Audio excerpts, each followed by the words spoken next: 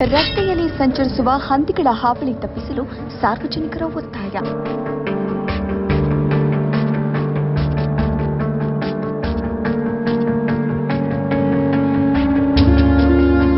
ಪ್ರತಿನಿತ್ಯ ದ್ವಿಚಕ್ರ ವಾಹನಗಳ ಅಪಘಾತ ಸಂಭವಿಸುತ್ತಿದೆ.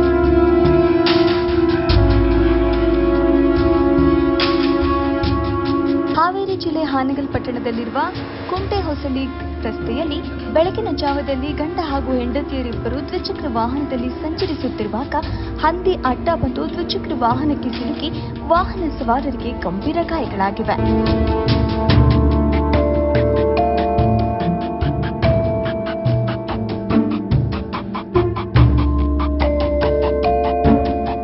ಇವರನ್ನ ಸರ್ಕಾರಿ ಆಸ್ಪತ್ರೆಗೆ ದಾಖಲಿಸಿ ಚಿಕಿತ್ಸೆ ನೀಡಲಾಗಿದೆ. ಇತ್ತೀಚೆಗೆ ನಗರದಲ್ಲಿ ಹಂದಿ ಸಾಗಾಣಿಕೆಗಾರರು ಹಂದಿಗಳನ್ನ ರಸ್ತೆಗೆ ಬಿಡುವುದರಿಂದ ಅಪಘಾತ ಹೆಚ್ಚಾಗುತ್ತಿದೆ.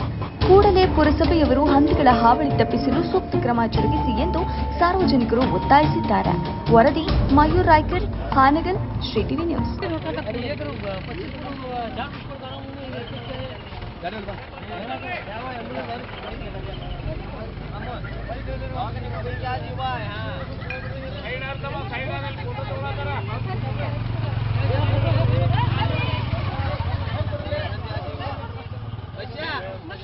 बाल ये पब्लिक ना ऊपर है